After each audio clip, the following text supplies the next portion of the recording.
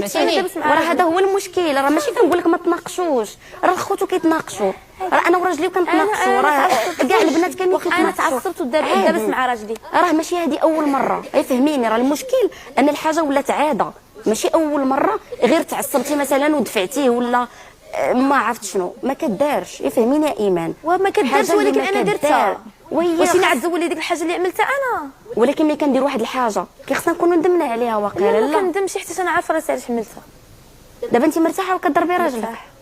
ماشي مرتاحش كنضرب راجلي حتى انا كنضربو على المصلحه ديالو. اسمحي لي، كاينه حاجه سميتها رجوله، اون فوا المراه كتهزي يدها غير تنوي، انا كتستغلي فرصه قدام الناس. نستغل فرصه، وراه هادشي اللي كنقول يعني لك انا يعني انا كتدخل بينات، يعني تينا كتدخل فهمتي حاكمه سوق.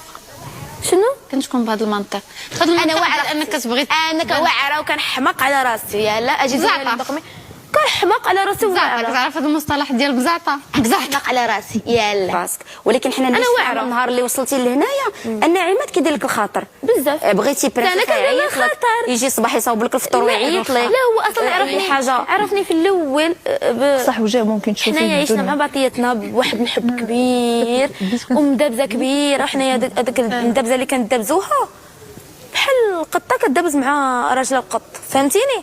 يعني اي واحد انا متاكده 100% بلي اي كوبل ملي كيكون في الدار ولا في اي بلاصه كيكون في الزنقه كيدابز مع كوبل. انا ما كنت ولكن انا الوحيده انا اللي ما كنخبى حتى شي حاجه، عندي كلشي اون ديريكت، حتى شي واحد ما عنده الحق يتدخل بيني انا وراجلي. انا ما كندخلش، اللي دخل لا ما كندخلش، ماشي عليك تينا، انا كنعالج مشكل اجتماعي انساني، واللي دخل بيني انا وراجلي ماشي شغله صافي، اللي بغى يهضر. فهمتك. الله كرم. انا كنقول لك دابا انت تقدري تكوني كتبان لك حاجه عاديه، ولكن انا كأنا هذاك اي حاجه كنخرجها ديك الساعه ما يمكنش نخبعها، ما يمكنش نحترم